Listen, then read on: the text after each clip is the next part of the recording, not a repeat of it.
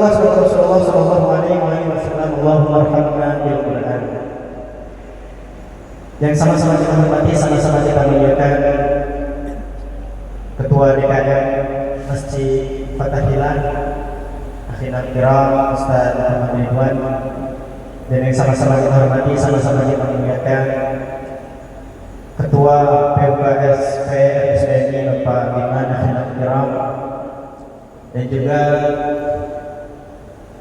yang saya hormati, sama-sama kita muliakan guru kita Ustaz Yadi Hamawan, guru kita Ustaz Sukandar, dan juga para asatidzah, para asatidz yang lain, dan juga seluruh kaum muslimin dan muslimat rahimani wa rahimakumullah. Oh iya, maaf belum kesepuh kita Bapak Haji Agung. Kalau buat saya sesepuh, udah lama ini kan. Oh iya, satu lagi sesepuh kita Ustaz Murzati, ya, Hafizahullah Ta'ala. Kita doakan mudah-mudahan para pejuang kita di DKM Fatahillah dan juga di SI ini khususnya, mudah-mudahan semuanya mendapatkan berkah dari Allah Subhanahu wa Ta'ala, disehatkan badan, jasad, juga ruhiyahnya, dan juga mudah-mudahan dijadikan oleh Allah Subhanahu wa Ta'ala keluarganya menjadi keluarga yang sakinah mawaddah warahmah. Amin Allahumma amin ya rabbal alamin. Ma'asyiral muslimin wal muslimat rahimani wa rahimakumullah. Segala puji dan syukur kita panjatkan di hadirat Allah Subhanahu wa Ta'ala, Allah Jalla wa Ala, yang telah memberikan kepada kita sampai dengan saat ini kenikmatan yang tak mampu kita menghitungnya, yang tak dapat kita mengkalkulasikannya dengan bilangan apapun, karena saking banyak nikmat Allah Subhanahu wa Ta'ala kepada kita semuanya. Walaupun biasanya nikmat itu ada yang kita syukuri, ada yang kita kufuri.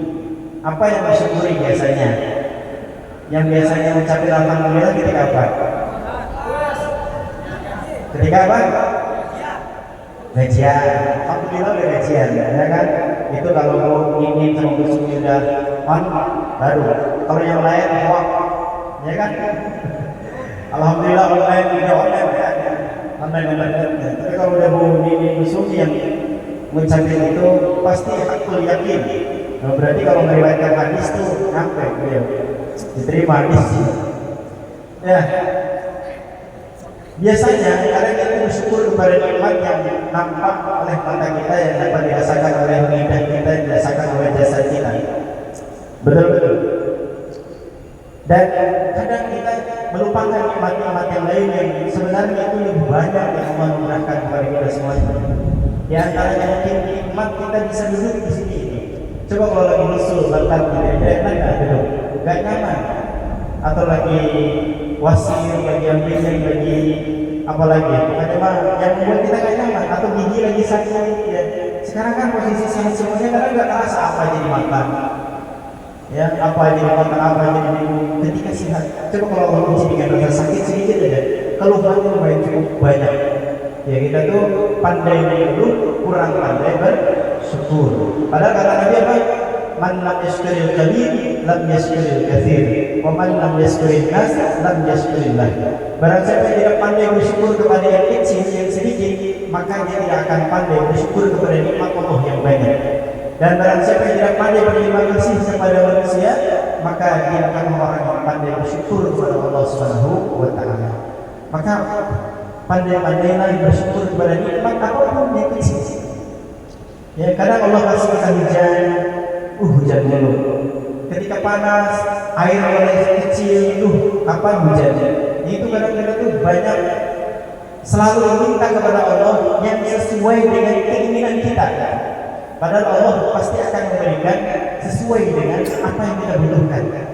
Nah, mudah-mudahan kita semuanya bisa pandai menjadi hamba Allah yang selalu bersyukur kepada Allah dalam keadaan apapun. Karena insya Allah kalau kita bersyukur kepada Allah, wa idza adzana rabbukum la in syakartum la azidannakum wa la in kafartum inna 'adzabi lasyadid. Dan siapa yang bersyukur kepada nikmatku, maka akan aku tambahkan. Makanya nih Bapak-bapak, kalau bersyukur punya istri satu yang saleh, maka insya Allah akan Allah tambahkan. Ya, tambahkan apa? Kesolehannya. Jadi tambah soleh istrinya.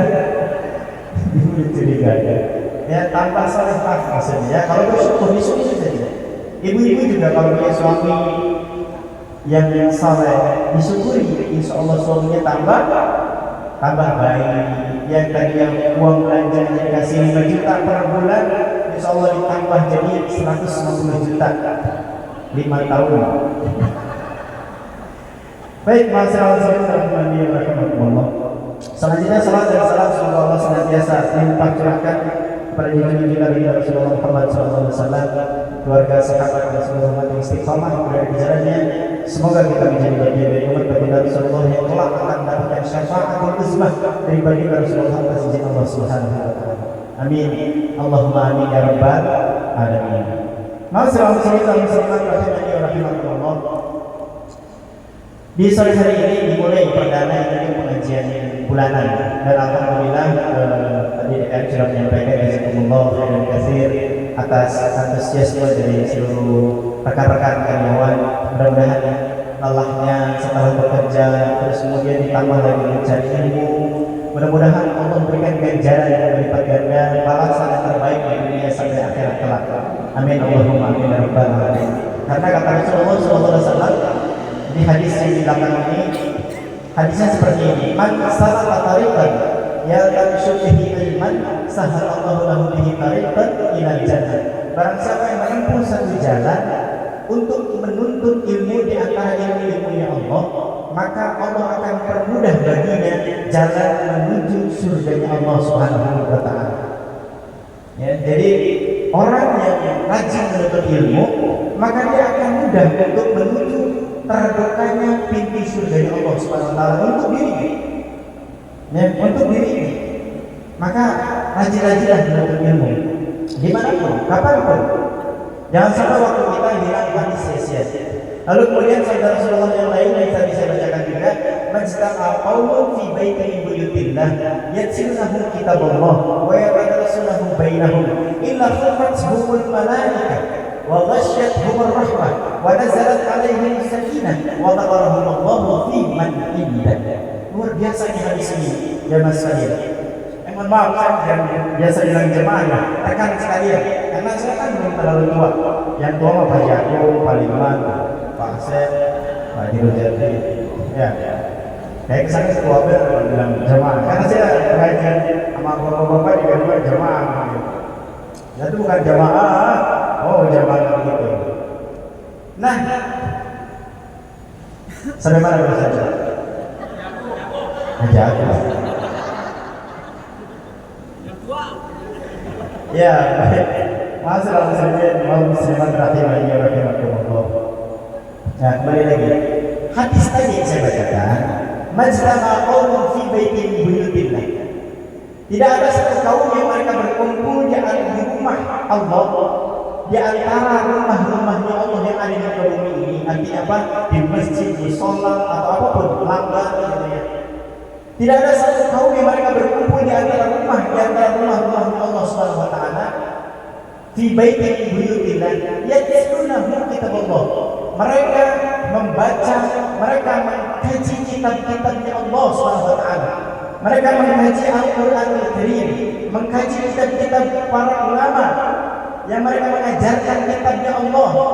Wa yadarasunahu bainahum. Lalu kemudian juga mereka mempelajari hadis Rasulullah SAW, mempelajari sunnah Rasulullah SAW, mempelajari Quran dan sunnah kaum ulama yang kaum sahabat. Malaikat inna khalaqatul malaikat, malaikat para malaikat menurunkan sayap-sayap mereka di atas kepala mereka. Ini jangan salah teman-teman sekalian. Nah, saat ini para malaikat berkumpul di atas kepala kita, malaikat rahmat seraya menurunkan sayap-sayap mereka di atas kepala kita. Lalu kemudian ketika majelis itu telah selesai, maka dia naik ke langit seraya memohonkan ampunan atas dosa orang-orang yang hadir di majelis itu. Tuh, siapa di sini sok ngacung yang punya dosa? Halo, siapa di sini yang merasa dia punya dosa? Ada nggak?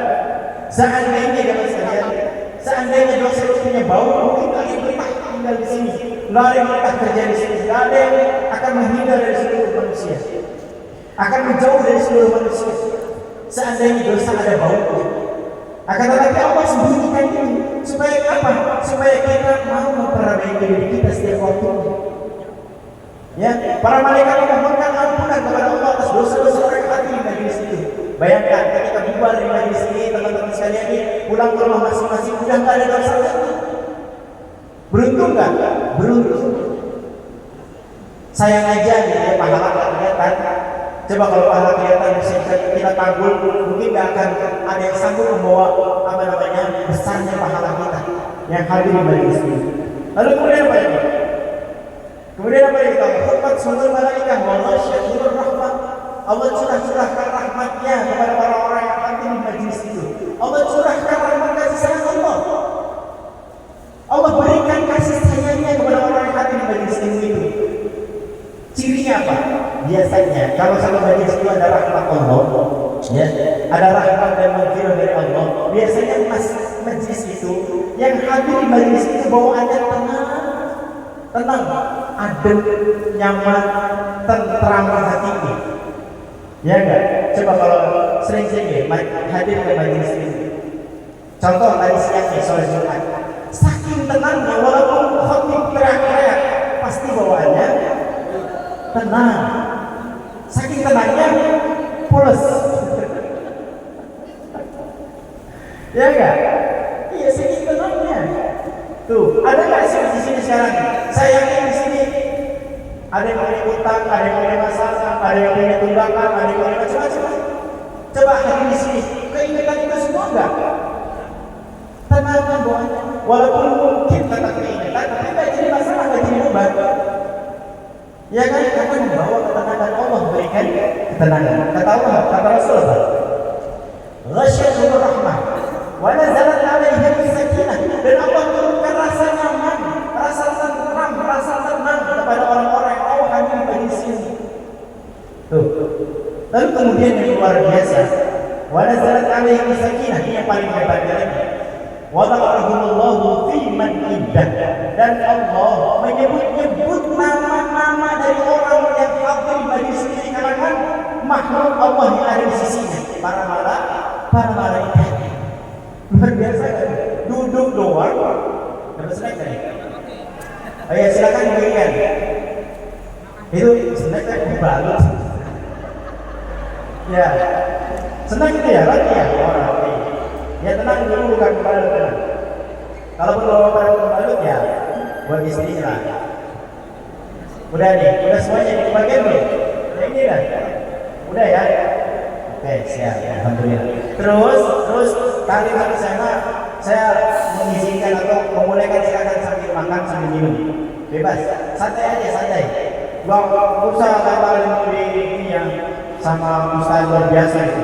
Ini saya harus koreksi begini. Di sini saya nggak nulis, maaf ya. Yang atas itu bukan tulisan saya. Ya, ini tambahan dari musik kayak ini. Ini yang ada ustaz dan istimewa sebagainya itu bukan tulisan saya. Misalnya sok benar ini. Ya dihilangin itu apa dari coretan ya. Ya karena ini bukan tulisan, bukan saya yang apa namanya membuat materi ini, tapi para ulama yang kitabnya saya buat juga.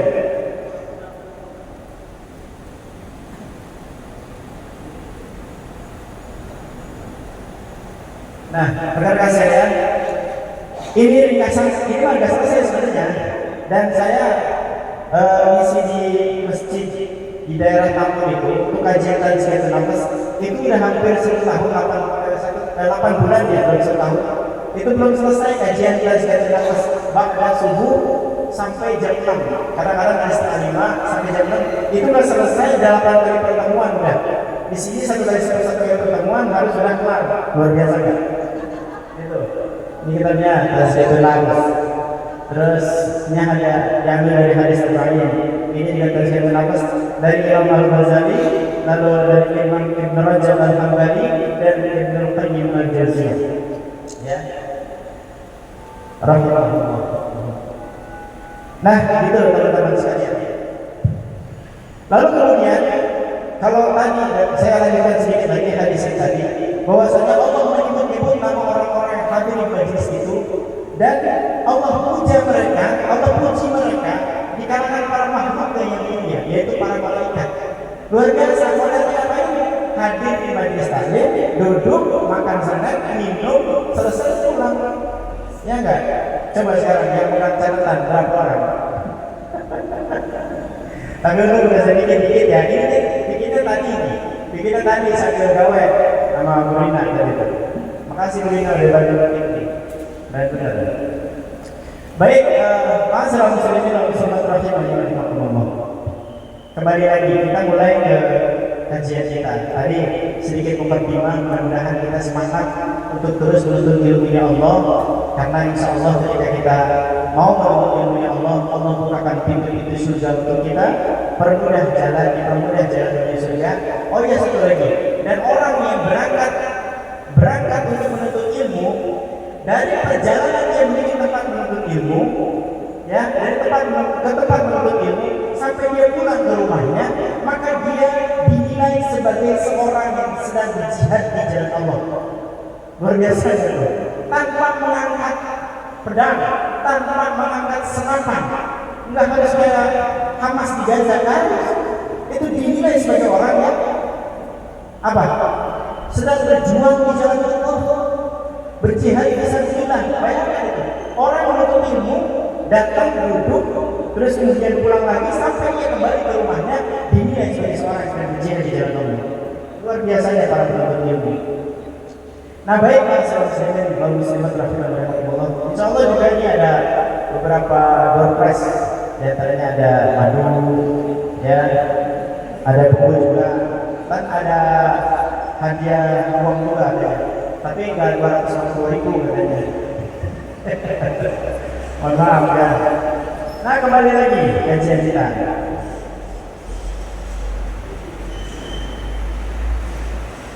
Ini ada nggak Paman? Iya, bisa.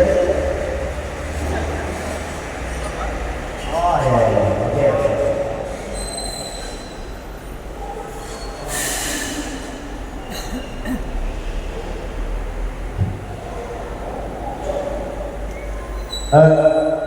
Terlihat bahasa sini ya, dijelaskan. Baiklah.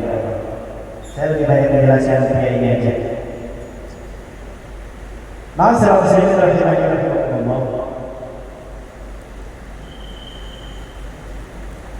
Ada di dalam Al-Quran itu perintah kepada kita semuanya agar kita menjadi orang-orang yang senantiasa bertakwa kepada Allah Subhanahu wa Ta'ala. Termasuk di antara doa juga, waj'alna lil muttaqina imama, dan jadikanlah kami ya Allah imamnya orang-orang yang bertakwa. Karena saking tingginya derajat takwa di sisi Allah Subhanahu wa Ta'ala. Hanya saja derajat takwa di sisi Allah Subhanahu wa Ta'ala, yang takwa itu menjadi tujuan segala jenis ibadah kepada Allah Subhanahu wa Ta'ala. Contoh perintah salat, contoh perintah saum, dan segala bentuk ibadah yang kita lakukan adalah targetnya agar kita menjadi orang yang bertakwa. Hanya saja orang-orang yang bertakwa itu tidak akan mendapatkan nilai ketakwaannya ketika dia masih memiliki kekotoran di dalam jiwanya. Jadi jiwanya ketika seseorang itu masih kotor, belum bersih, belum lillah, belum murni karena Allah Subhanahu wa Ta'ala, maka sulit kita akan mencapai derajat takwa yang kita dambakan untuk bisa selamat sampai kepada Allah Subhanahu wa Ta'ala. Ini saya sedikit ringkas saja. Bisa teman-teman lihat ada beberapa ayat, ya, beberapa ayat di dalam Al-Quran pada bulan terakhir. Ini bahwasanya unsur yang ada di dalam diri manusia itu, ya, dalam diri manusia itu ada beberapa bagian unsur yang menjadikan manusia itu sempurna disebut sebagai manusia. Apa saja unsurnya itu? Ya. Unsur yang pertama yang dimiliki oleh manusia adalah unsur ruh. Karena manusia tanpa ruh disebut manusia bukan? Kalau manusia nggak ada ruhnya apa? Apa sebutnya? Jenazah. Atau ruh saja tanpa jasad apa jadinya? Apa? Kata siapa itu? Ya, bukan kalau nggak ruh saja berarti. Ya kan ruh itu beda dengan juri atau setan, beda ya, harus kita bedakan. Nah, unsur penyusun daripada manusia dia sebenarnya ada 3. Pertama adalah ruh, yang ruh itu datang dari Allah. Karena Allah Subhanahu wa taala berfirman dalam Quran surah 17 ayat ke-85, surah Al-Isra ayat ke-85. A'udzu billahi samil 'alim minasyaitonir rajim. Bismillahirrahmanirrahim. Wa yas'alunaka 'anil ruh. Qul ar-ruhu min amri rabbih wa ma utitum minal ilmi illa qalilan. Dan mereka bertanya kepada Muhammad tentang ruh. Katakanlah ruh itu termasuk urusan Tuhanmu, sedangkan kamu diberi pengetahuan hanya sedikit. Nah, masalah muslimin yang bisa rahimahullah, unsur penyusun manusia ada ruh yang datang dari Allah, yang ruh itu membawa sifat-sifat takwa, sifat-sifat ketaatan kepada Allah Subhanahu wa taala, sifat-sifat yang baik. Nah, makanya kalau di dalam diri kita unsur ruhnya lebih dominan daripada unsur jasadinya, maka dia akan menjadi orang yang senantiasa baik, menjadi orang yang saleh, menjadi orang yang taat kepada Allah Subhanahu wa taala. Karena dominan unsur ruhnya, dominan unsur takwanya kepada Allah Subhanahu wa taala. Akan tetapi di antara ruh dan jasad, ya, di antara ruh dan jasad itu ada hayat. Nah, hayat inilah yang kelak yang nantinya disebut sebagai nafas. Ya. Karena isi daripada hayat ini adalah qalbun, aqlun, dan nafsun. Di dalam hayat. Ya, di dalam hayat. Ruh yang ketemu dengan jasad.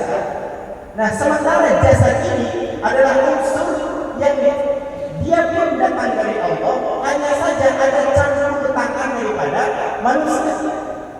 Contoh, ya, di dalam hadis arba'in, hadis nomor yang keempat, Rasulullah SAW menyebutkan, ya, ini yang sudah hafal hadis arba'in ada di sini. Ini Ustaz Andre kan yang sudah hafal. Ya. Saya bacakan hadisnya. Saya bacakan hadis matanya saja ya, isinya saja. Inna ahadakum yajma'u khalquhu fi batni ummihi 40 yawman nutfah. Thumma yakunu 'alaqatan mithla dhalik, thumma yakunu mudghatan mithla dhalik, thumma yursalu ilayhi al-malak fayanfukhu fihi ar-ruh wa yu'maru bi 'arba'i kalimatin bi katbi rizqihi wa ajalihi wa amalihi wa saqiyyun aw sa'idun.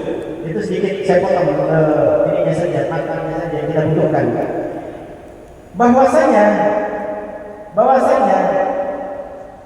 sesungguhnya salah seorang di antara kalian mengumpulkan penciptaannya di dalam perut ibunya selama 40 hari dalam bentuk setetes nutfah, air mani yang bercampur nutfah. Kemudian dari nutfah itu Allah ubah menjadi segumpal darah, menjadi alaqah, zigot yang nempel di ujung telur.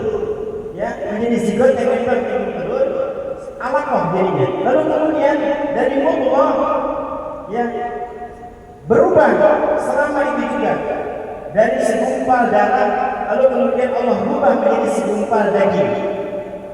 Ya, inna ahadakum yajma'u fi batni ummihi 40 yawman nutfah.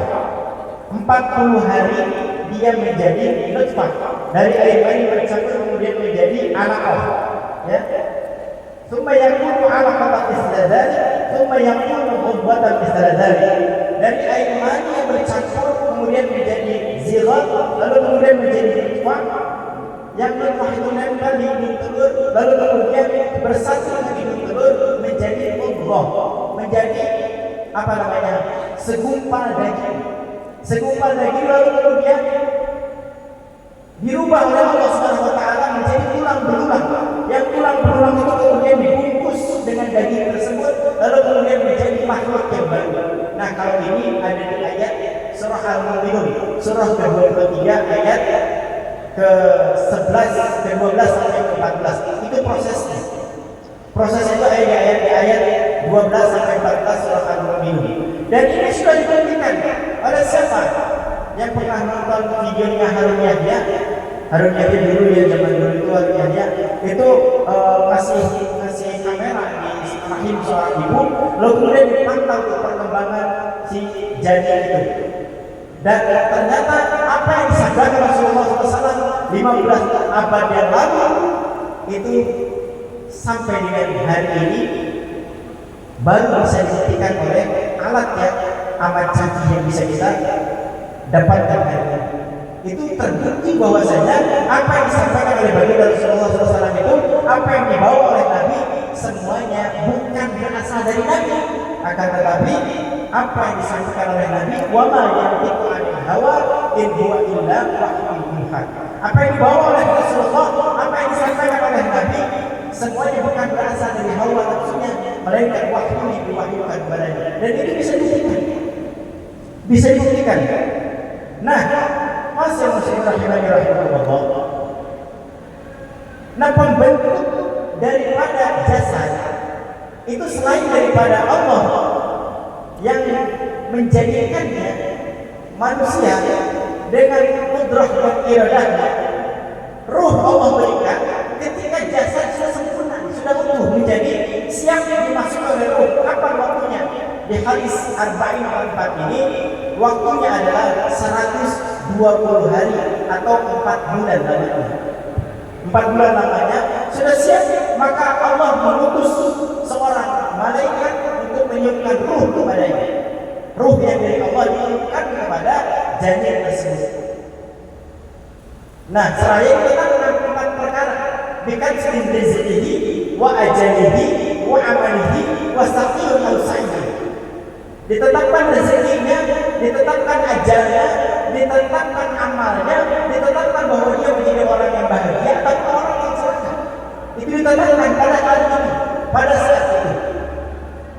Nah, masalah muslimin rahimahullah. Akan tetapi yang membentuk si janin tersebut menjadi sempurna, tentunya ada proses. Apa prosesnya? Prosesnya adalah dengan mengkonsumsi makanan. Ya kan, si ibu mengkonsumsi asupan yang menjadi protein, menjadi gizi, menjadi pembentuk si janin itu menjadi kemudian besar, menjadi kemudian bertumbuh si janin tersebut. Nah, masalahnya makanan atau asupan yang diberikan oleh si ibu, yang dimakan oleh si ibu, bisa jadi makanan-makanan tersebut tercampur dari hal-hal yang syubhat, yang tidak halal, maksudnya bisa jadi juga tercampur dari perkara-perkara yang haram makan. Makanya kalau makanan itu dihasilkan dari cara atau rezeki yang dihalalkan oleh Allah SWT, kalau seandainya kita nyari rezeki di sini, tapi rezeki tersebut sifatnya syubhat atau bahkan haram, kemudian kita serahkan ke mulut istri kita, mulut anak-anak kita, maka jangan salahkan ketika Anda, ketika kita punya anak, punya istri, punya suami yang membanggakan kepada Allah dan Rasulnya, menjadi punya anak, punya istri, punya suami yang enggak soleh. Kenapa? Kullu lahmin nabata min al-haram fan-naru awla bihi. Setiap daging yang tumbuh dari harta yang haram, maka neraka lebih cocok dari tempat tinggal. Tuh, bayangin sekali. Maka hati-hati dari harta yang kita dapatkan, dari penghasilan yang kita miliki, yang kita dapatkan dari hasil jerih payah kita, jangan sampai tercampur dengan harta-harta yang dihalalkan oleh Allah Subhanahu wa taala, termasuk yang syubhat. Karena apa? Karena unsur yang terbangun, jasad yang terbentuk dari asupan-asupan yang tidak halal, yang syubhat bahkan haram, maka dia akan membentuk sifat-sifat hewani yang ada dalam jasad, yang ada dalam diri si jabang bayi ini. Jadi akan terkena nih si jabang bayi ini dengan sifat-sifat hewani. Kenapa? Karena sifat hewani ini akan membawa sifat-sifat buruk bagi manusia, karakter-karakter yang buruk bagi manusia sendiri. Kalau ruh datang dari Allah membawa nilai-nilai takwa, kemudian si jasad ini yang kemudian dicampurkan antara ruh dengan jasad, diisi si jasad ini dengan ruh dari Allah, dia kan si nilai yang membawa pancaran ketakwaan kepada Allah, sementara si jasad ini membawa pancaran fujur atau sifat-sifat hewani yang cenderung kepada keburukan. Maka ketika bertemu, tempatnya disebut sebagai qalb. Apa tempatnya? Qalb. Nah, qalb ini apa? Apa itu qalb itu? Hati. Makanya pernah dengar ada doa dari begini, ya qalbal qulub sabbit qulubana 'ala dinik. Wahai yang bolak-balikan hati, tetapkanlah hati kami dalam ketaatan kepada agamamu. Sabbit qalbi 'ala dinik.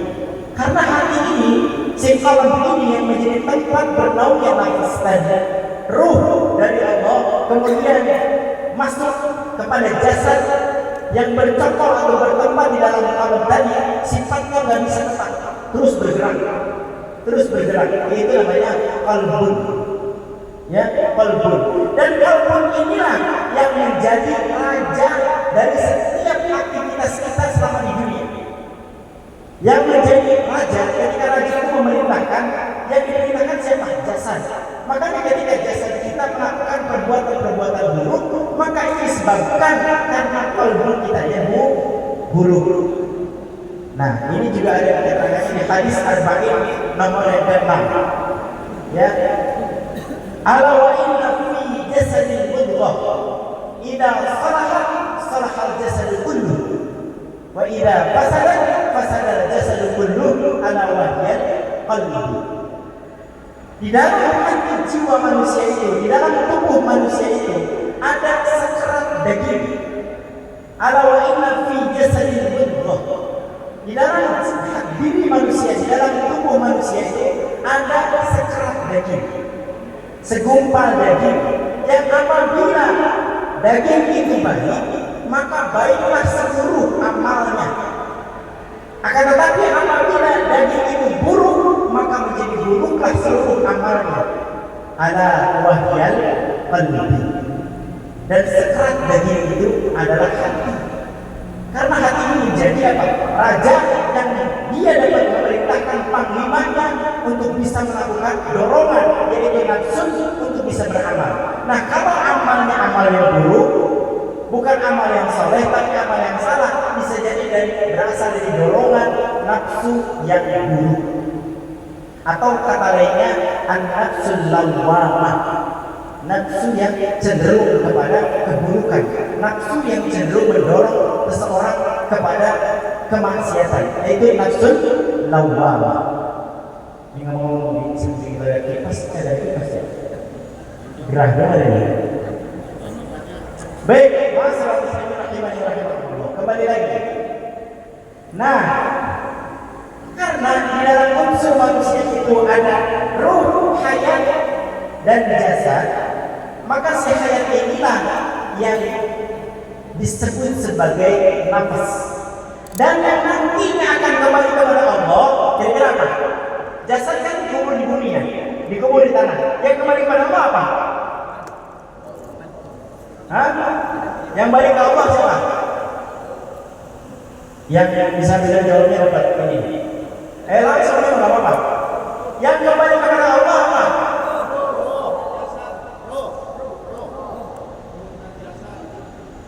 Ruh dan jasad, aku nggak dikubur dong. Ruh, ini, ya kurang tepat semuanya. Yang kembali kepada Allah itu, tadi gerah kan lebar. Yang kembali kepada Allah, coba lihat ayatnya. Yang Allah seru apa?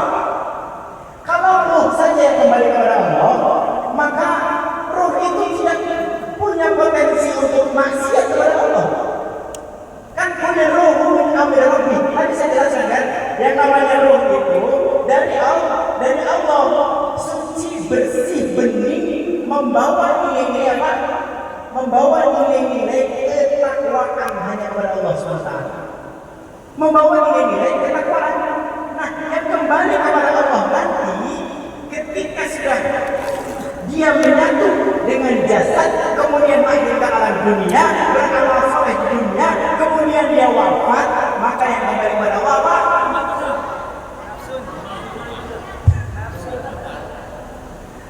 Benar-benar. Kata lain apa?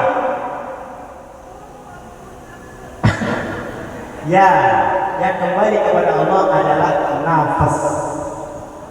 Jadi nafas tadi ketika ruh dan jasad sudah bersatu, mana yang dominan nantinya? Mana yang lebih dominan, yang lebih menekan yang mana?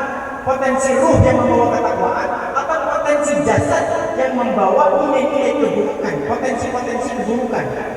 Kalau yang lebih dominan adalah nilai ruh, yaitu ketakwaan dari Allah Subhanahu wa taala, maka dijamin nafasnya itu akan selamat sampai kepada Allah. Akan tetapi ketika yang dominan adalah nilai-nilai fujurnya, fujur itu adalah pancaran keburukan yang disebabkan oleh berbagai macam potensi-potensi yang buruk yang kita lakukan di dunia, maka dijamin ketika kita kembali kepada Allah, kita tidak akan selamat. Makanya penting atau perlu kajian yang namanya tazkiyatun nafs, membersihkan jiwa atau pensucian jiwa. Jiwa yang kembali kepada Allah. Ya ayyatuhan nafsul mutmainnah, wahai jiwa-jiwa yang tenang. Terus di surah Al-Imran ayat 185. Siapa yang hafal? Ada siapa? Mbak Dina ya? Ini ambil hadiahnya, tapi Mbak Dina yang benar. Pak Rojiki datang. Silakan Mbak Dina. Ini mohon maaf ya, ini dapat satu. Ini ada lagi buku. Saya yakin di sini semuanya punya buku. Pak. Saya yakin orang-orang di sini tampang buku-buku semua. Ya, maksudnya punya buku di rumah dibutuhin. Karena saking jarang membaca. Ini mohon maaf sebelumnya saya lanjutkan. Suara saya jelas nggak? Nggak apa namanya menggema, kalau menggema nggak jelas ya. Kalau jelas, ya kembali lagi. Makanya kajian tazkiyatun nafs ini sangat penting dan sangat dibutuhkan. Dan ini juga kajian tazkiyatun nafs ini menjadi apa? Menjadi isi daripada diutusnya Rasulullah Shallallahu Alaihi Wasallam ke alam dunia ini. Jadi masalah muslimin, muslimat rahimakumullah, Allah sampaikan di dalam Quran surah Asy-Syams. Surah Asy-Syams itu surah keberapa? Ada yang tahu? Keberapa? Banyak? 91. Ada di sini ya. Kejadian nanti. Oke. Di surah Asy-Syams ayat 7 sampai dengan 10. Ya. Di ayat 7 sampai 10 Allah Subhanahu wa taala sampaikan bahwasanya wa nafsin wa ma sawwaha, dan demi jiwa serta penyempurnaannya. Ingat, sawwa itu jiwa yang sempurna. Wa nafsin wa ma sawwaha, jiwa dan penyempurnaannya. Demi jiwa dan penyempurnaannya serta penyempurnaannya. Fa'alhamaha fujuraha wa taqwaha. Fa'alhamaha fujuraha wa taqwaha. Maka dia jalan. Ini ada dua jalan. Di dalam kehidupan ini ada dua jalan. Fujuroha wa taqwaha. Jalan fujur atau kedurhakaan dan jalan ketakwaan. Jalan kejahatan dan jalan kebaikan. Allah mengilhamkan kepada setiap jiwa. Allah mengilhamkan kepada setiap jiwa.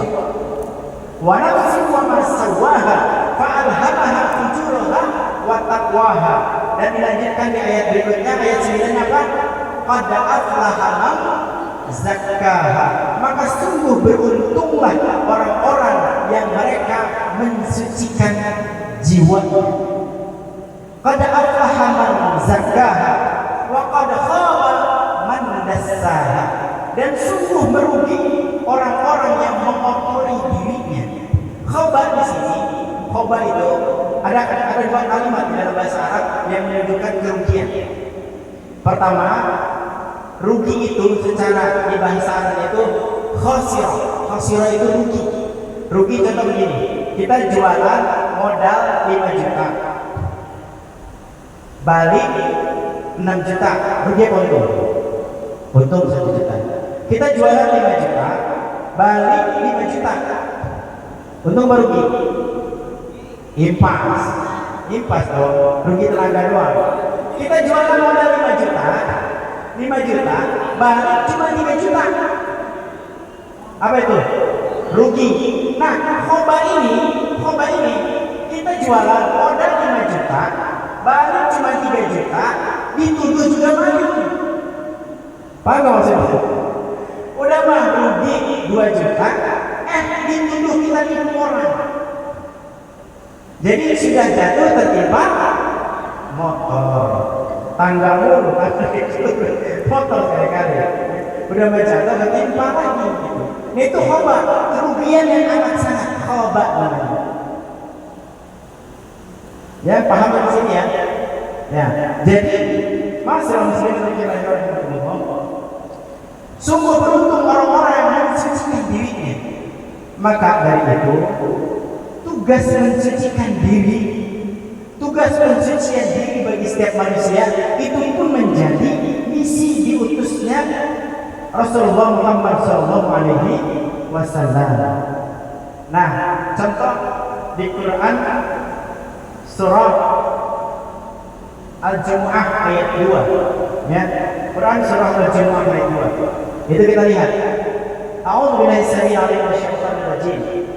Huwa alladzi ba'atsa fil ummiyina rasulan minhum yatlu 'alaihim ayatihi wa yuzakkihim wa yu'allimuhumul kitaba wal hikmah wa in kanu min qablu fi dhalalin mubin. Dialah yang telah mengutus kepada kaum yang buta huruf seorang rasul di antara mereka yang membacakan ayat-ayatnya kepada mereka, mensucikan mereka, wa yuzakkihim wa yu'allimuhumul kitaba wal hikmah, dan mengajarkan kepada mereka kitab dan hikmah.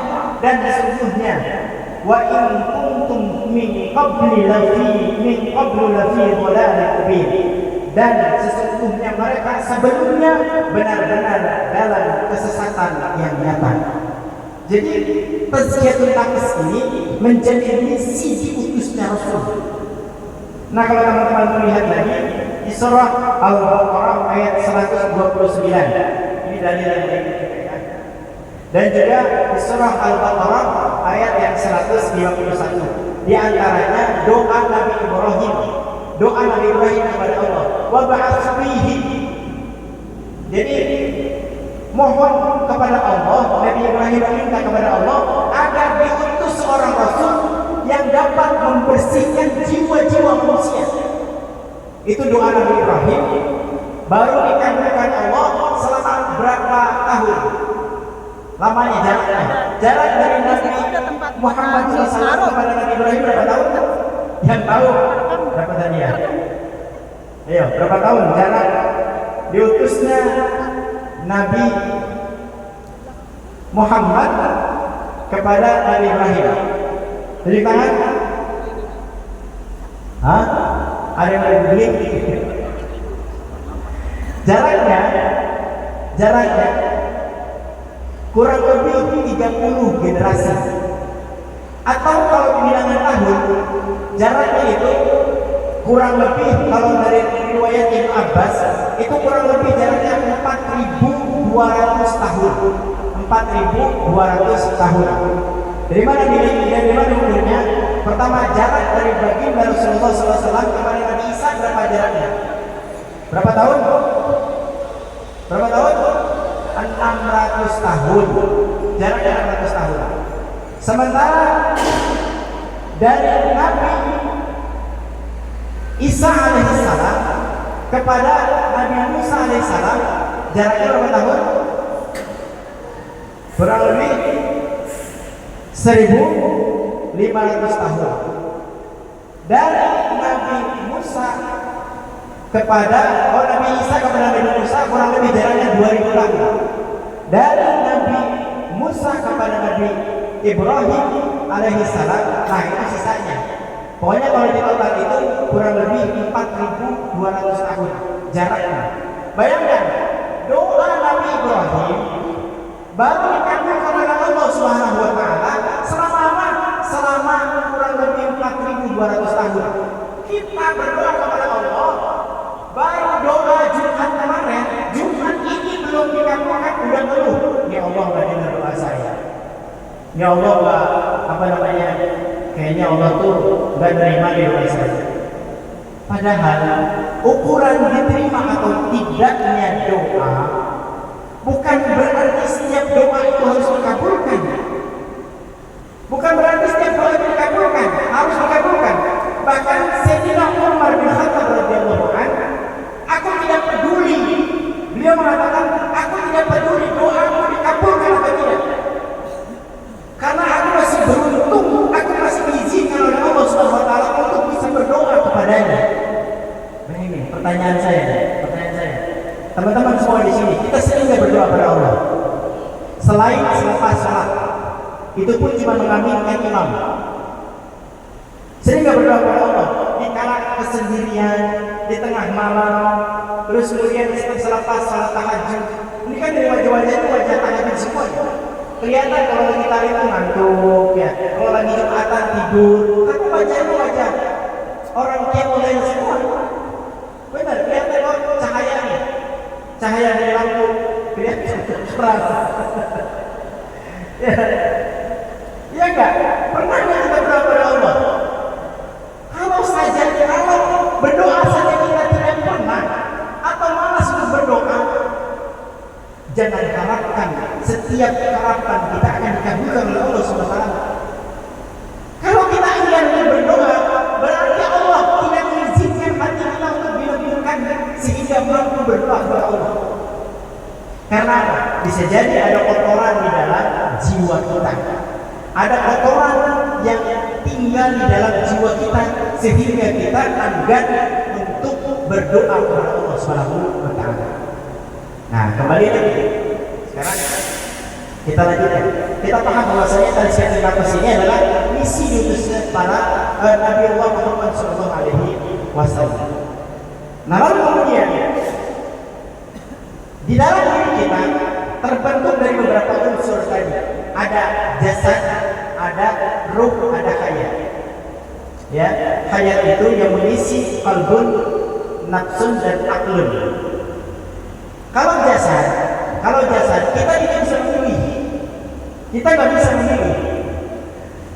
Ya, dan kalaupun misalkan jasad kita kurang cakep, kurang tampan, kurang cantik, itu nggak jadi dosa. Ya, misalkan ada yang merasa dirinya kurang ganteng gitu ya, itu nggak dosa insya Allah. Ya, nggak dosa. Atau kurang cantik misalkan, nggak jadi dosa. Ini ya Allah, wajah saya segini. Coba aja rendengin sama nyemot. Kalau masih ganteng dari nyemot, ya atau masih cantik daripada nyemot, bersyukur kepada Allah SWT. Ya, karena jasad itu ketika terlahir tidak bisa milih apa adanya di jasad kita seperti ini. Mau ganteng bisa jadi ujian, cantik bisa jadi ujian. Justru lebih banyak fitnahnya kepada orang yang cantik sama orang yang ganteng. Contoh, yang terfitnah dengan kegantengannya siapa? Nabi Yusuf. Yusuf alaihissalam karena gantenglah dia dibuang oleh saudara-saudaranya. Karena gantenglah dia diuji masuk penjara karena ganteng. Itu bayangin. Ya. Karena cantiklah Siti Aisyah radhiyallahu anha difitnah berzina dengan Safwan bin Mu'attal. Karena cantik. Karena ganteng juga Nabi Yusuf diuji. Makanya bersyukurlah kalau kita punya wajah pas-pasan. Ya, insyaallah nggak akan diuji dari kegantengan, nggak akan diuji dari kecantikan. Paling diujinya dari ekonomi biasanya. Karena setiap kita pasti melewati ujian.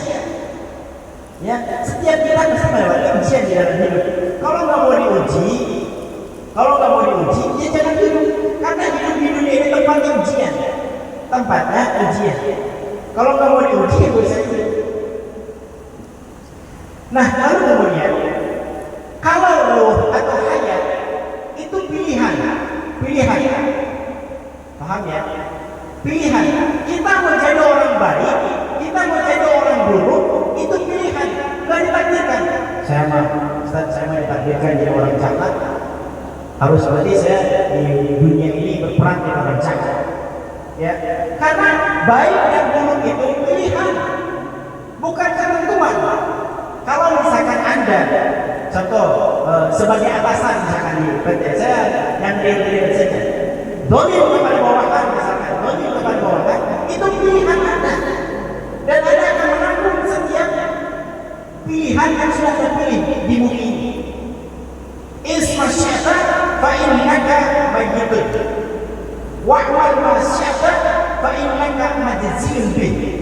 Ahmid ma syaitan fa innaka mufariquhu. Itu pesan Jibril kepada baginda Rasulullah Muhammad SAW. Hidup sesuka kalian, hiduplah sesukamu. Tapi ingat, kamu akan menjumpai yang namanya kematian.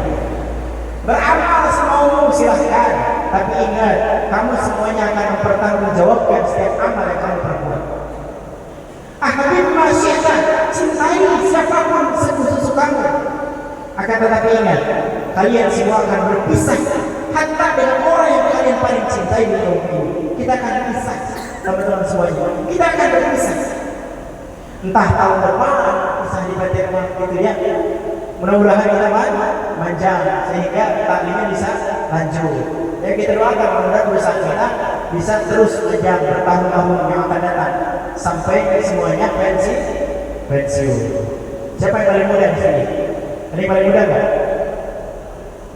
Paling muda buat berapa? Oh itu mah dicek ya dia. Nenek paling muda. Masya Allah, luar biasa. Oh iya sebelumnya, alhamdulillah ini ya yang minum di sini semuanya nih, yang minum di sini. Ini pahalanya bisa beda-beda loh. Setuju nggak? Percaya nggak? Percaya. Kenapa? Yang pertama nih ukurannya yang paling ikhlas.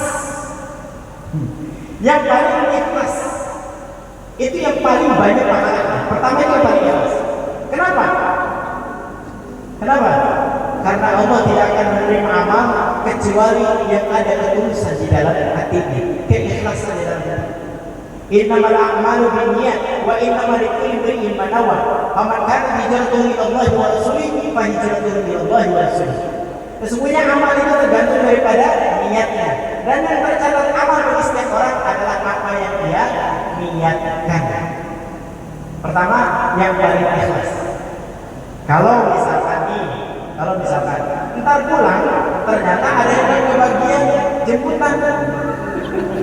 Kira-kira ada yang komplain nggak? Komplain nggak? Ini jemputan saya mana? Nah, jemputan udah penuh. Gimana dong? Nah, ini kelihatan ya. Saya sebelum DKM komplain, saya kasih tahu dulu. Biar tidak komplain. Kalau nggak ada jemputan. Terus, yang kedua, yang paling sulit untuk bisa datang ke sini. Misalkan ada godaan lembur datang. Waduh, lembur 2 jam. Mau mengorbankan itu datang ke sini misalkan. Itu itu paling besar pahalanya, insya Allah. Yang ketiga, orang yang paling jauh jaraknya, entah ketika dia datang ke sini, entah ketika dia pulang ke rumahnya. Siapa yang paling jauh di sini?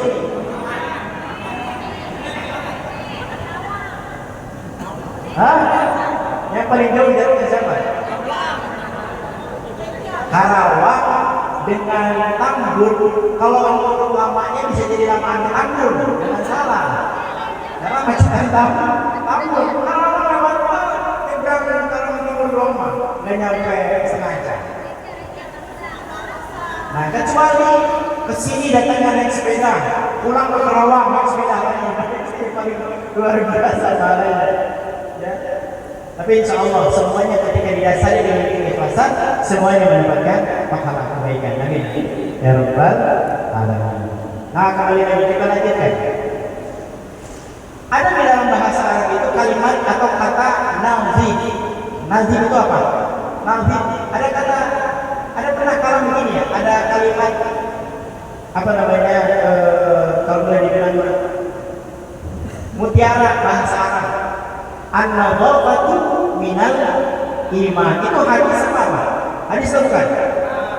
Bukan, itu bukan hadis ya. Bukan hadis. Terus ini, ada satu kalimat lagi. Ini hadiahnya.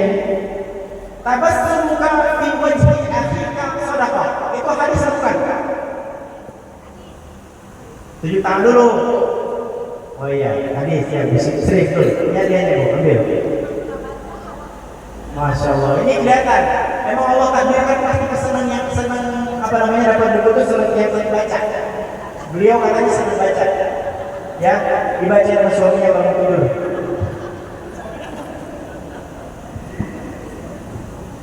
Alhamdulillah ya. Tuh, luar biasa kan temanya dia, mudah-mudahan jadi keluarga yang sakinah. Allahumma amin. Baik, kembali lagi. Ada nazif.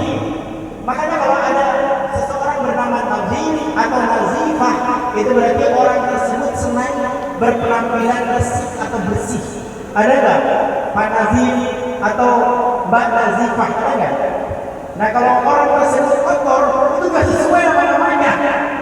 Penampilannya dekil, pakaiannya kusut, rambutnya tak-takan, itu nggak pantas punya menyandang nama nazif. Karena nazif itu bersih atau senang kepada kebersihan. Itu bersih. Kalau nazif itu bersih secara pandangan zahirnya saja. Artinya apa? Pandangan secara yang kita dapat lihat, pakaiannya, tampilannya, terus apa lagi?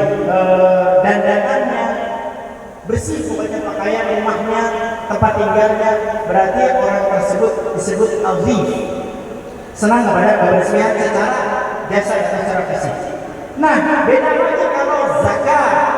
Zakat itu, ya, zakat itu lebih kepada hayat, ya, lebih kepada hayatnya yang bersih. Dan ini yang lebih penting sebenarnya. Ketika zakat di sini pembersihan dari dalam atau inner, ya, inner beauty, artinya kecantikan dari dalam, itulah yang lebih penting. Perempuan juga nih, perempuan kalau dia secara fisik cantik, ya secara fisik cantik, laki-laki secara fisik tampan, itu bisa hilang ketampanannya, bisa hilang kecantikannya kalau misalkan kalau minjem duit jarang balikin, ya, kalau minjem sesuatu ulanginnya susah. Atau kalau perempuan cantik sih, tapi bibirnya itu loh, ya, bibirnya itu suka nyakitin katanya, itu hilang kecantikannya. Atau cantik sih, tapi kalau minjem duit jarang ngulangin. Tampan sih, tapi kelakuannya itu loh, sifatnya itu loh, hilang ketampanannya. Jadi cantik dan tampan itu relatif sifatnya. Yang terbaik itu adalah inner beauty. Apa yang dari dalam maksudnya? Kecantikan atau ketampanan yang dari dalam jiwa. Dan inilah yang perlu amat sangat dibersihkan. Jadi hayatnya inilah yang perlu dibersihkan. Atau nilai-nilai ruhiyah yang pantas dibersihkan, disucikan. Itu zakat. Nah, kalau usaha yang amat sangat di dalam rangka membersihkan jiwa, membersihkan batinnya dari segala macam kotoran dalam batinnya, maka ditambahkan tasydid, tazkiyah, ya, atau tazkiyah, tazakka atau tazkiyah. Artinya adalah pembersihan atau upaya keras, upaya yang amat keras, usaha yang amat sangat di dalam rangka membersihkan kotoran-kotoran yang ada di dalam jiwa. Nah, sementara tadi jiwa itu perpaduan antara ruh yang datang dari Allah membawa sifat-sifat takwa berpadu dengan jasad yang membawa potensi-potensi hewani, kemudian bercampur yang disebut dengan nafas, ya, disebut dengan nafas. Nah, maka yang pantas dibersihkan oleh kita semuanya sebagai seorang mukmin adalah tazkiyatun nafas, pembersihan jiwa. Kenapa? Kenapa? Masyaallah muslimin wal muslimat rahimakumullah. Banyak orang yang tampang fisiknya dia seolah-olah menjadi orang yang amat soleh di dalam pandangan manusia, amat sangat soleh. Semua sunnah Rasulullah dia lakukan, semua sunnah Rasulullah dia kenakan, pakaian celana berisbal, terus jenggot panjang, terus kemudian apa lagi, wajah dia masih sujud sholat ke masjid. Akan tetapi ketika hatinya, ketika batinnya tulus, tidak tulus karena Allah, ketika dia mencibir orang lain sebagai seorang yang buruk di hadapan Allah, ketika dia memandang saudara mukminnya yang lain sebagai seorang yang pelaku bid'ah misalnya, memandang saudara yang lain sebagai ahli maksiat, maka pada saat itu jiwanya terkotori oleh kotoran-kotoran hati. Maka walaupun dia fisiknya layaknya seorang yang soleh, akan tetapi di sisi Allah tidak dinilai fisik yang soleh itu selamat kepada Allah Subhanahu wa taala. Ini ada kisahnya. Imam Hasan Al-Basri rahimahullah ketika beliau berjalan di Sungai Tigris, di pinggiran Sungai Tigris, beliau berjalan. Lalu kemudian beliau melihat ada seorang pemuda dan seorang perempuan. Ya, si pemuda itu sedang si perempuan itu ada di dadanya si pemuda. Ya, ada di dadanya si pemuda begini. Apa disebut itu? Gelendotan. Apa? Bersandar. Masya Allah, luar biasa. Bersandar di dadanya si pemuda itu. Dan di sampingnya ada botol yang umumnya botol di masa itu digunakan diisi oleh khamar, ya, digunakan atau diisi oleh khamar, minuman keras. Nah, lalu kemudian Imam Hasan Al-Basri berbisik kepada diri ini, nggak ngomong. Maha suci Allah, subhanallah, yang telah menjadikan aku lebih baik daripada dia, yang telah menjadikan diriku lebih baik daripada orang tersebut, yang mereka senang berkhalwat, berdua-duaan, lalu kemudian bermaksiat, bahkan lebih parah lagi, mereka meminum khamar yang dilarang oleh Allah SWT. Waliyadzubillah, mudah-mudahan aku dihindarkan oleh Allah dari hal-hal yang demikian. Tiba-tiba ada perahu, bukan speedboat yang jelas, karena zaman itu belum ada speedboat. Ada perahu yang membawa 6-7 orang penumpang. Kemudian perahu tersebut terbalik di tengah sungai tersebut, di tengah Sungai Tigris yang alirannya cukup deras. Lalu kemudian tiba-tiba si pemuda tersebut loncat ke tengah sungai tersebut. Dia berenang dan dia menyelamatkan 6 orang penumpang. 6 orang penumpang. Ya, 6 orang penumpang mampu dia selamatkan. Dengan susah payah berenang, dia tarik lagi, satu dia tarik lagi, yang satu lagi ditarik lagi yang lain, dia berenang lagi menyelamatkan yang lainnya. Hanya 1 orang yang belum selamat. Lalu kemudian dengan ilham Allah yang diberikan kepada pemuda tersebut, dia berkata kepada Imam Hasan Al-Basri, wahai Imam, engkau menganggap dirimu lebih baik daripada aku. Coba kau selamatkan 1 orang lagi, karena aku tidak mampu menyelamatkan dia. Kemudian Imam Hasan al-Basri yang sudah sampai ke pinggiran sungai Tigris itu, dia loncat ke sungai tersebut. Kemudian dia berenang, berusaha menyelamatkan si orang yang satu tadi, yang ketujuh, yang belum bisa diselamatkan. Maka sang imam tidak mampu menyelamatkan seorang tadi, yang cuma satu orang. Imam Hasan al-Basri tidak mampu menyelamatkan dia. Sampai kemudian dia kembali lagi ke daratan, ditarik dan dibantu oleh pemuda tersebut. Kemudian aku mengetahui apa yang engkau bisikkan di dalam hatimu. Allah memberikan ilham kepadaku. Ketahuilah wahai imam, ketahuilah wahai imam, sesungguhnya perempuan ini yang kau anggap sebagai pasanganku, ia adalah ibuku. Ia adalah ibuku yang saat ini aku ajak berjalan-jalan ke sungai ini untuk menghibur hatinya. Lalu kemudian asal kau tahu, kami ini adalah orang-orang miskin.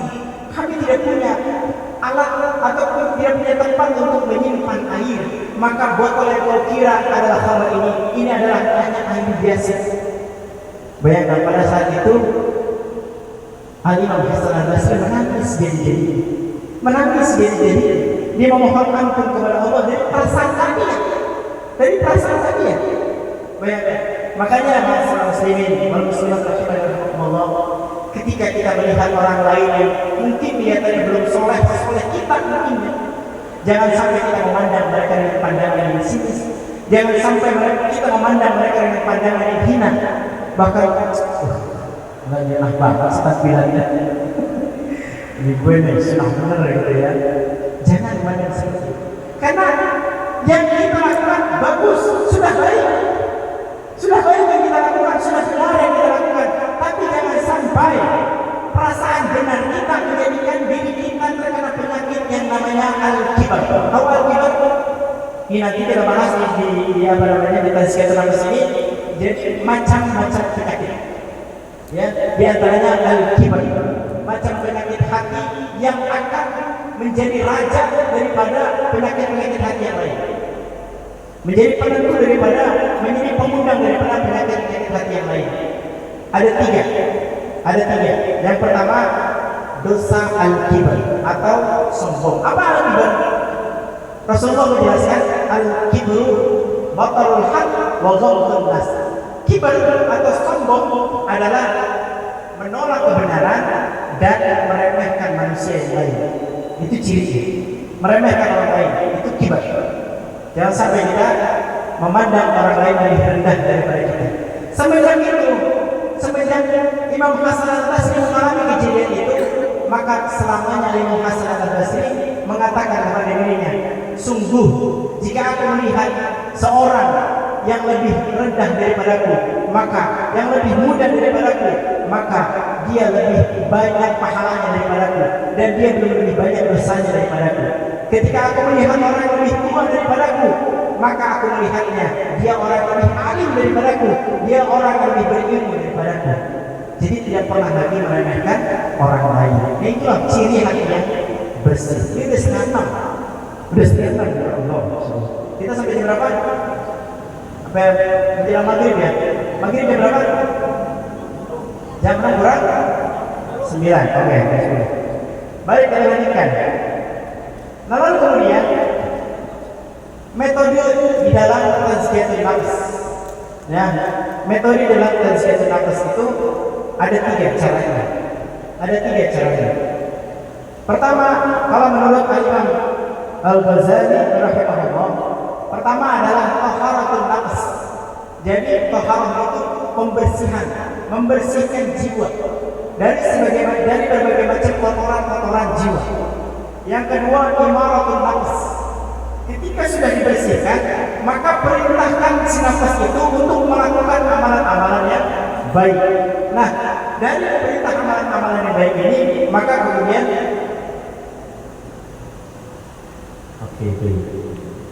kemudian akan menumbuhkan apa? Akan menumbuhkan nafsun mutmainnah. Akan mendatangkan nafsun mutmainnah. Maka ketika seorang yang sudah bisa membersihkan dirinya, kemudian mengisi hatinya ini dengan perintah-perintah Allah, nilai-nilai ketakwaan ditanamkan ke dalam jiwanya, maka dia akan mencapai derajat nafsun mutmainnah. Nah, kalau itu menurut Imam Al-Ghazali. Lalu kemudian menurut Muhammad Abduh, pembahas dari Mesir, sama intinya. Yang pertama adalah tarbiyatun nafs, pendidikan jiwa. Jiwa ini liang, maka harus dididik. Pendidikannya dengan cara apa? Nih salah satunya dengan metode-metode seperti ini, dengan taklim, dengan muhasabah, dengan zikir. Itu cara kita mendidik hati, mendidik jiwa. Lalu kemudian tazkiyatul aqal. Tazkiyatul aqal ini apa? Mensucikan pikiran-pikiran. Sekarang ini kita tuh berada di masa ghazwul fikri, perang pemikiran, di mana semua ideologi itu akan masuk ke kita, akan mempengaruhi kita, dan mana yang lebih menang, dialah yang akan diikuti. Contoh apa? Pikirannya, pemikiran pola pikir sekuler, liberal, itu seperti ini. Kalau bahasa ini jil, apa jil itu? Jaringan iblis liberal, ya. Jaringan Islam liberal, orang sekuler, orang macam-macam yang jauh ingin memisahkan manusia dari Allah, ingin memisahkan agama dari politik, ingin memisahkan agama daripada urusan-urusan dunia. Nah, itulah salah satu peperangan pemikiran yang ada hari ini. Yang ada hari ini perang pikiran, makanya ghazwul fikri disebutnya. Nah, orang yang dia menanamkan tazkiyatul nafs di dalam jiwanya, maka dia harus juga mentazkiyatul aqalnya, membersihkan akalnya dari pengaruh-pengaruh selain Islam. Nah, lalu kemudian ketika sudah tazkiyatul aqal, maka dia akan mencapai yang namanya tauhid, mentauhidkan Allah. Yang akan dia cari hanyalah ridho Allah Subhanahu wa taala. Nah, di dalam ilmu tasawuf ada tiga juga polanya. Di dalam ilmu tasawuf itu pertama tahalli. Tahalli itu apa? Mengosongkan jiwa. Mengosongkan jiwa. Jadi dikosongin jiwa-jiwa itu dari penyakit-penyakit jiwa, penyakit-penyakit hati, dari al-kibar, sombong tadi. Lalu kemudian balik ini tiga penyakit utamanya saya sebut saja ya. Al-kibar, sombong. Yang kedua toma. Toma itu apa? Rakus. Karena rakuslah manusia ini banyak melanggar syariat. Betul. Saking rakusnya manusia, udah dapat gaji ratusan juta, masih juga korupsi. Itu karena apa? Karena rakus, toma bahasanya.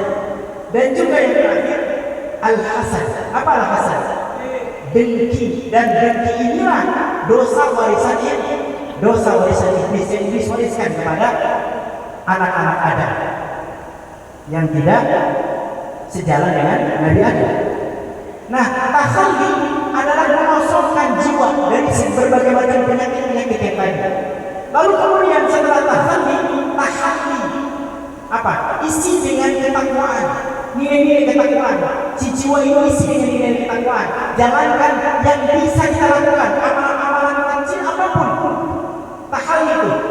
Contoh misalkan yang biasanya baca Quran 1 juz, terus kemudian semangat dituruni, tetap baca walaupun setengah juz. Aduh, berat juga nih. Ya udah baca walaupun 1 ayat. Duh, malas banget nih. Baca walaupun 1 ayat setiap hari. Itu mengisi dengan amalan-amalan yang baik, apapun amalannya. Amalan-amalan yang mendatangkan keridhaan Allah. Itu tahalli. Lalu kemudian tajalli. Tajalli itu kalau semuanya sudah dilakukan, maka akan Allah bukakan basirahnya. Allah bukakan basirah. Tahu basirah? Ini kalau basar saja, ini fisik mata kita bisa melihat. Ini basar. Basar itu pandangan mata yang nampak seperti ini. Tapi kalau basirah itu apa? Pandangan hati. Beda. Kalau basirahnya berfungsi, dia akan tahu ini halal, ini subhan, ini yang dilarang, ini yang diperintah. Itu basirah yang pernah nggak sih ngerasain teman-teman ini semuanya ketika melakukan sesuatu ini baik nggak ya? Nah, kalau misalkan kita bisa menilai ini baik atau ini buruk, maka basirahnya berarti berfungsi. Basirah berfungsi ketika apa? Ketika jiwanya sudah bersih. Ketika jiwa kita sudah bersih, maka basyarah akan nampak, akan muncul dalam jiwa kita. Maka kita akan terbiasa menjalani atau melakukan aktivitas-aktivitas kebaikan. Kalau dia kotor jiwanya, maka insya Allah tamak, sombong, riya, urutannya, turunannya, dan juga dengki itu akan senantiasa hinggap di dalam hati kita. Orang yang tamak seperti ini, kalau kata Abu Darda itu membuat syair ini. Abu Darda, tahu nggak? Ada kenal nggak Abu Darda? Bukan Abu Baja ya, Abu Baja yang dulu pernah di sini. Pak Baja itu ya. Kalau Abu Darda ini sahabat Nabi, beliau pernah bersabda, apa yang ada jarang disyukuri, apa yang tiada sering dirisaukan, nikmat yang dikejar baru kan terasa bila hilang, apa yang diburu timbul rasa jemu bila sudah di dalam genggaman. Ada yang tahu lagu itu? Agak tahu ini lagu Cinta Satu Malam sama ini sekarang kayak apa tuh? Yang lagi ngetrend sebotol minuman. Innalillah. Ya. Baik, mungkin sampai sini dulu ya, karena memang saya kira waktu nggak akan cukup ya, karena sudah habis waktunya.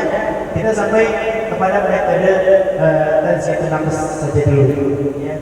Dan insya Allah mudah-mudahan ada kesempatan di lain waktu atau di lain tempat, mudah-mudahan kita bisa lanjutkan. Baik, sekarang kita ke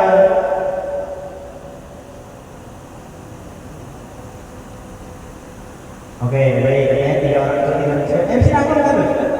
Kenapa belum ada dulu? Ini beneran di sini kan? Oh ya, tadi dulu. Ada isinya, tenang. Ya, baik.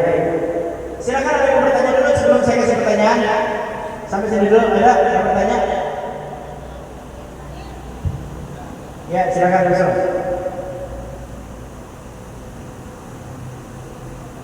Assalamualaikum.